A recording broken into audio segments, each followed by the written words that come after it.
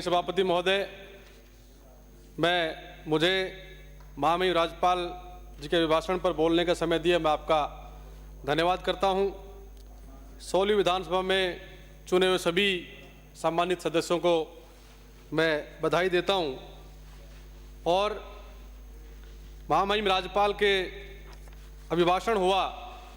हम तो नए लोग चुन कर के आए, यहाँ की परंपराओं को कुछ सीखने का प्रयास कर रहे हैं, कुछ आज से पहले देख करके सीखने का प्रयास किया, लेकिन जब महामहिम महोदय बोल रहे थे तो ऐसा लग रहा था कि महामहिम यहाँ राज्य का अभिभाषण नहीं पढ़ रहे, वो केंद्र सरकार का कोई अभिभाषण पढ़ रहे हैं।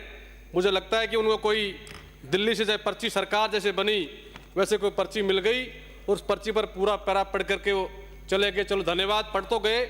आज से पहले ऐसा सुना है कि टेबल कर देते थे। पैरा नंबर 24 पर मैं ध्यान आकर्षण करना चाहूँगा। राजस्थान की जीडीपी में कृषि क्षेत्र के योगदान की बात कही और प्रधानमंत्री सम्मान निधि 500 रुपये से 1000 रुपये प्रति माह करने की बात उसमें कही है।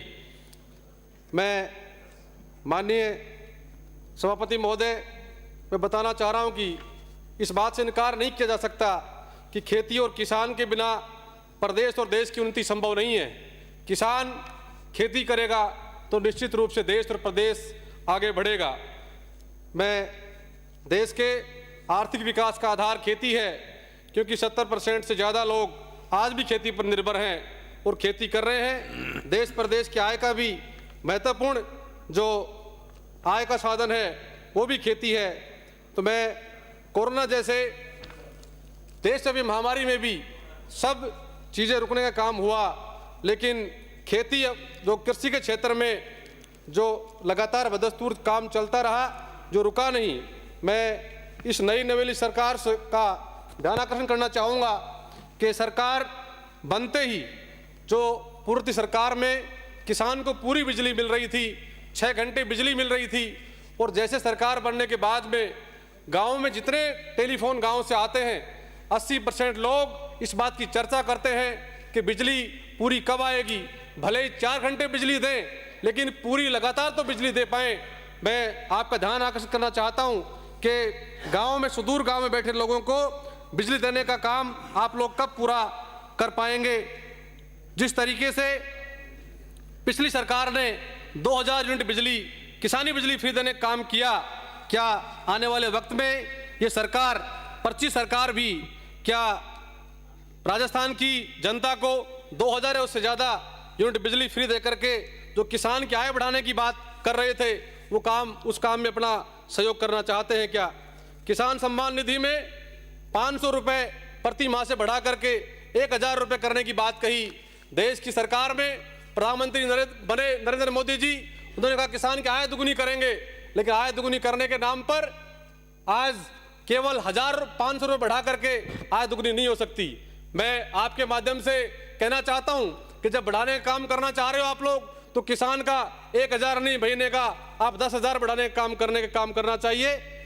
एमएसपी पर खरीद की बात आपने कही है, 2700 रुपये गेहूं खरीद की बात आप लोग कर रहे हैं, लेकिन मुझे कहीं लगता नहीं कि राजस्थान में आज एमएसपी पर कहीं खरीद हो रही है। देश के अंदर पिछले साल जो 3 काले कानून लेकर के आए और पूरे देश के अंदर 1000 से ज़्यादा किसानों ने शहादत दी, और उसके बाद भी प्रधानमंत्री के कानों पर जूं नहीं रहेंगी और देश के इतने सारे किसान शहीद हो गए।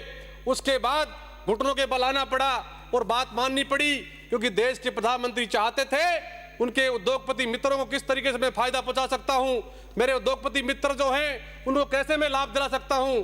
लेकिन मैं धन्यवाद देना चाहता हूं किसान कौम को कि वो रोड पर आई और आकर के अपने हक की बात करी तो उनको हक मिल सका। पैरा नंबर 58 में चिरंजीव योजना की बात करी गई है, आप उसमें वाहवाही लूटने के जैसे शब्दों का प्रयोग किया गया है। मैंने देखा है एक बूढ़े पिता के कंधों पर जवान बेटे को जाते देखा है। मैंने देखा है कि गरीब व्यक्ति को अपने इलाज के लिए घर जमीन गिरवी रखते हुए देखा है। लेकिन मैं धन्यवाद देना चाहता हूं पूर्ववर्ती सरकार को, आदरणीय अशोक गहलोत जी को, कि जिन्होंने चिरंजीव जैसी योजना लेकर के आए और 25 लाख तक का इलाज राजस्थान में फ्रीज करने का काम किया और देश प्रदेश के 7.5 करोड़ से ज्यादा लोगों को इस बात का लाभ होने का काम हुआ। और जैसे सरकार बनी आपने इसका नाम आयुष्मान भारत करने का तो काम किया है, लेकिन जो 25 लाख तक का इलाज लोगों को फ्री मिल रहा था, क्या आने वाले वक्त में 25 लाख से बढ़ा करके आप लोग इसको 50 लाख करने काम करेंगे क्या? मैं आपका ध्यान आकर्षण करना चाहता हूं कि मेरे सदन में उस साइड बैठे तमाम लोग अपना शुरू सारा काम किया, तब से स्टार्ट किया श्री राम को लेकर के। हम सब लोग भी राम को मानने वाले लोग हैं। वो राम मंदिर बना है तो केवल उस पक्ष के लोगों से नहीं बना, उनमें हम सब लोगों का भी सहयोग रहा है, सब लोगों ने सहयोग किया है। लेकिन आप और हम सब लोग यहाँ चुनकर इसलिए आए हैं, अपने अपने क्षेत्र की बात करें, विकास की बात करें, किस तरीके से अपने क्षेत्र को हम लोग आगे ले जा सकते हैं। हमारे लोगों ने चुनकर हमें इसलिए भेजा है कि हम उनके हक और हकूक की लड़ाई या खड़े होकर लड़ सकें, उनकी बात कह सकें। मुझे कई बार लगता है देख करके कहीं रामायण मंचन में तो नहीं आ गए, कहीं महाभारत मंचन में तो नहीं आ गए कि इस प्रकार का या वक्तव्य देने का आप लोग काम करते हो। मेरा आप सबसे भी अनुरोध है कि मैं माननीय अध्यक्ष महोदय से कहना चाहता हूं कि सभापति महोदय कि हो सके तो एक दिन कहीं रामायण महाभारत का पाठ करवा लो और उसके बाद में हम सब लोग यहाँ बैठ करके और प्रदेश की 7.5 करोड़ जनता के बारे में चिंता करें कि किस तरीके से हम लोग उस जनता को भला कर सकते हैं, उस जनता को फायदा दिला सकते हैं, उनके बारे में बात करने की आवश्यकता है। श्री राम भगवान सबके हैं। आपको ये बात को नहीं भूलना चाहिए कि आपकी प्रदेश में सरकार थी, वसुंधरा जी मुख्यमंत्री थी और राजस्थान में जयपुर जिले के अंदर प्राचीन मंदिरों को तोड़ने का काम आपकी सरकार ने किया था। आप इन बातों को नहीं भूलना चाहिए। मैं तो आपका ध्यान आकर्षण इसलिए करना चाह रहा हूं कि कल से हम लोग आए, यही बात यहाँ सुनने को मिल रही है। ऐसा लग रहा था मुझे कि श्री राम भगवान का पेटेंट तो आप लोगों ने करवा लिया, हम लोग तो श्री राम भगवान को मानने वाले नहीं है। अध्यक्ष महोदय, प्रदेश के अंदर अपराध अपनी चरम सीमा पर है। मेरे जिले में बहरोड विधानसभा क्षेत्र के अंदर प्रातः भ्रमण पर गए एक शिक्षक दंपति के साथ सुबह घात लगाकर बैठे लोगों ने जान से मारने का प्रयास किया गया। हमारे थाना कादी में हुए हमले में किस तरीके से मारने का लोगों को प्रयास किया जा रहा है। बूंदी जिले के दबलाना थाना क्षेत्र के अंदर एक नौजवान को मार करके सड़क पर डाल दिया जाता है। मैं इन सब बातों का ध्यान आकर्षण करना चाहता हूं माननीय अध्यक्ष महोदय, इन सब बातों के बारे में चिंता करने की आवश्यकता है। राजीव गांधी युवा मित्रों के बारे में क्या सरकार इस बारे में चिंता कर रही है क्या कि वो 5,000 लोग नहीं, वो 25,000 लोग हैं, उनके परिवार कैसे चलेगा? सरकार ने इस बात पर ध्यान दिया है क्या कि उनके परिवार को रोजी रोटी कैसे उपलब्ध हो पाएगी? वो कोई नौजवान साथी इस बात चिंता कर रहा था कि मेरी बहन की शादी होगी और मैं उसके अंदर उसके लिए सामान लेकर के आऊँगा, उसकी शादी में मैं काम करूँगा, उसके लिए मैं कुछ गिफ्ट लेकर के आऊँगा, और उसको आपने सड़क पर बैठाने का काम किया है। वो लोग बैठे हैं, उस बात की चिंता सरकार करे और उनको वापस लगाने का काम हम लोग करना चाहिए। घरेलू सिलेंडर के बारे में 450 रुपए की बात कही है।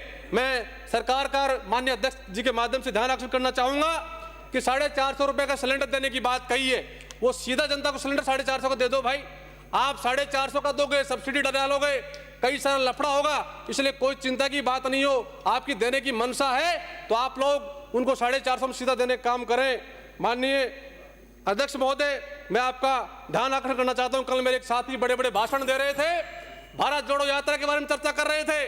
मैं उनको आपके माध्यम से कहना चाहता हूं कि उसी भारत जोड़ो यात्रा के अंदर आप भी किलोमीटरों पैदल चले हो और आप भी इसी साइड से उधर गए हो।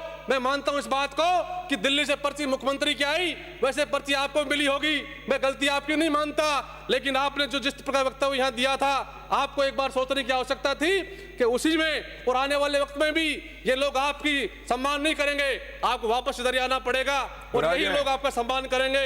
मैं आपका ध्यान इसलिए करना चाह रहा हूं कि कल का अभिभाषण में आपका सुन रहा था, आपकी बात सुन रहा था, उनको देखकर लग रहा था कि आप जाते ही फिल्टर हो गया, लेकिन मुझे किसी छात्री ने बताया कि इनको पर्ची मिली दिल्ली से, उसके बारे में बोल रहे। मैं ध्यान दिलाना चाहता हूं कि पिछली सरकार में ओपीएस योजना लागू करके क्या इस पूरे अभिभाषण के अंदर कहा गया है कि भ्रष्टाचार और कई सारी बातों चर्चा करी गई है।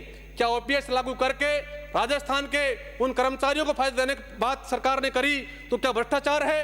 क्या सामाजिक पेंशन देने की बात करी वो भ्रष्टाचार है? रोडवेज में महिलाओं को आरक्षण आधा किराया करने की बात करी वो भ्रष्टाचार है? 100 यूनिट बिजली घरेलू फ्री देने की बात करी, क्या वो भ्रष्टाचार है? 2000 यूनिट किसानी बिजली देने की बात करी, क्या वो भ्रष्टाचार है? 125 दिन मनरेगा में काम देने का काम किया, क्या वो भ्रष्टाचार है? एक मिनट का मैं एक समय लेना चाहूंगा माननीय अध्यक्ष महोदय। 2014 के अंदर 15 लाख रोजगार देने की बात कही थी, 2 करोड़ हर साल रोजगार देने की बात कही थी, रुपए डॉलर को बराबर करने की बात कही थी, काला धन लाने की बात कही थी, 1 सर के बदले 10 सर लाने की बात कही थी। नोटबंदी से क्या फायदा हुआ और आपने चलाए 2000 नोट क्यों बंद किए? इन सब बातों के बारे में सोचने की जरूरत है। और प्रदेश के विकास के लिए हम सब लोग यहाँ भेजा गया, हमारी जनता ने, हम सब लोग बैठ करके यहाँ प्रदेश की जनता के बारे में चिंता करें, एक दूसरे के बारे में बोलने के बजाय प्रदेश के हित के बारे में प्रयास करें। आपका बहुत बहुत धन्यवाद। राम राम साहब।